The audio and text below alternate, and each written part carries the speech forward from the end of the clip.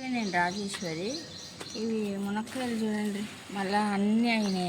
ఎన్ని అయినాయి చూడండి. మొన్ననే తెంపినాయి, అది కూడా ఇంత పెద్దగా అయింది. ఇవి కూడా ఇవి 2 కోసేసుకుంటే ఇప్పుడు టమాటా ఆలుగడ్డ కూర చేసుకుంటున్నా.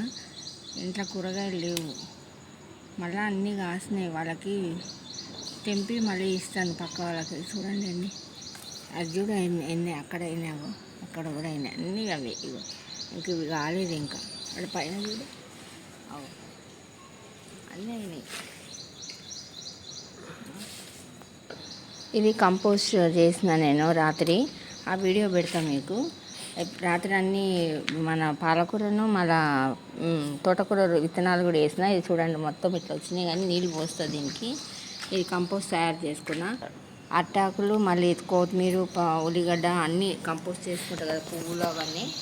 మరి ఎండిపోయిన ఆవు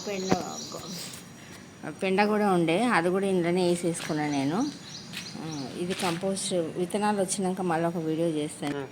ఇవి చూపించిన కదా మీకు, ఎంత పెద్దగా అయింది చూడండి చామగడ్డ. ఇవి ఎల్లిపాయలు కూడా 3-4 పెద్దగా అయినాయి. అల్లం కూడా కొంచెం పెద్దగా అయింది. ఇదంతా పందిరి చిక్కుడుగా అంతా బాగా పెరుగుతుంది. ఇది కూడా ఇది బీరకాయ వచ్చింది నాకు. ఇది బెండకాయ ఒకటి మంచిగా వచ్చింది, ఇది కూడా మంచిగా వచ్చింది. 4 పెట్టుకుంటే 2 వచ్చినాయి.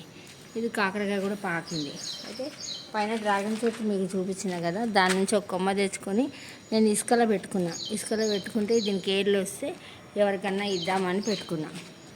ఇవైతే మీరు చూసిండ్రు కదా, ఇవి పాతవే. ఇందులో వంకాయలు, ఇది ఒకటే వంకాయ, తెల్ల వంకాయ వేసిన. అన్నీ వేస్తే ఒకటే చెట్టు వచ్చింది.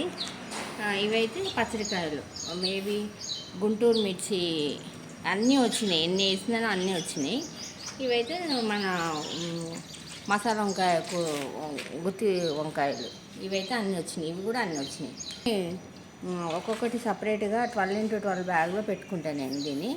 ఎందుకంటే ఇవన్నీ ఒక దాంట్లో రావు.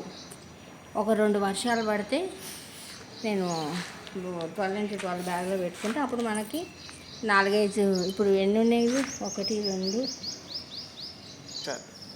ఒక బ్యాగ్లో 2-3 పెట్టుకుంటా. అవి మంచిగా కాస్తాయి, ఇంకా ఎప్పుడు కాస్తూ ఉంటాయి. కానీ ఇదేదో పురుగు వచ్చింది, కానీ ఇది ఏందో పురుగు లైన్స్ వచ్చినాయి, మళ్ళీ చూడాలి.